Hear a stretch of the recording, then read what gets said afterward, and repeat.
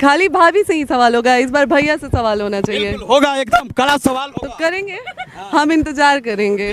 भोजपुरी से जुड़े आप लोग एक बहुत बड़ी खबर हम बता दें कि देखिए पावर स्टार पवन सिंह की पत्नी अपने ससुराल आरा में पहुंच गई है और अब पवन सिंह से जवाब मांग रही है। यानी वीर कुंवर की धरती आरा में पहुंची है और जबरदस्त तरीके से इनका लाखों फैंस वहां पर घेर लिया गया था, लाखों आपका ये लोकप्रियता हो गया है। कैसे एक आम नागरिक हैं आप, नाम या आम आदमी हैं, कैसे हो गए?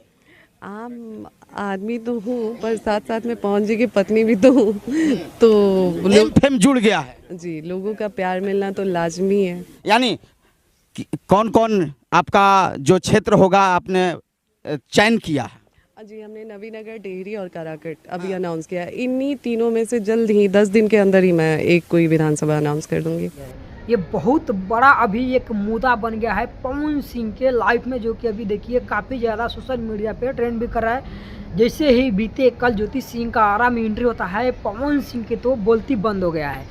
दोस्तों सीधे तौर पर ज्योति सिंह सिर्फ एक ही मुद्दा मांग रही है, जवाब। क्या ज्योति सिंह के चुनाव प्रचार में पवन सिंह आएंगे? हार नहीं मानना। कई बार मेरे मन में भी आया कि मैं कुछ कर लूं, मैं खुद को खत्म कर लूं। आज मुझे लगता है कि शायद उस टाइम मैंने खुद को कुछ कर लिया होता तो आज ये जो सारी चीजें वो मैं नहीं देख पाती। हाँ, जिस विधानसभा से पवन सिंह को टिकट मिलता है, आप वहाँ से क्या चुनाव लड़ेंगे? देखिए, कोई भी पार्टी नहीं चाहेगी कि हम पति पत्नी में लड़ाई झगड़ा करवाएं। कौन सी वो पार्टी? पवन सिंह इस बार विधानसभा चुनाव में ज्योति सिंह का सपोर्ट करेंगे या नहीं, क्योंकि ज्योति सिंह ने फाइनली अपना एक मुंड बना ली है कि हमको चुनाव लड़ना है, चाहे या किसी पार्टी ने टिकट दे या नहीं तो फिर निर्दलीय।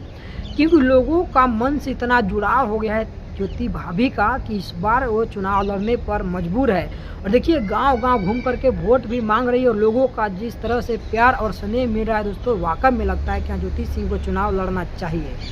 नमस्कार, मैं हूँ श्यामजी कुमार, आप देख रहे हैं श्यामजी डॉक्टर 20।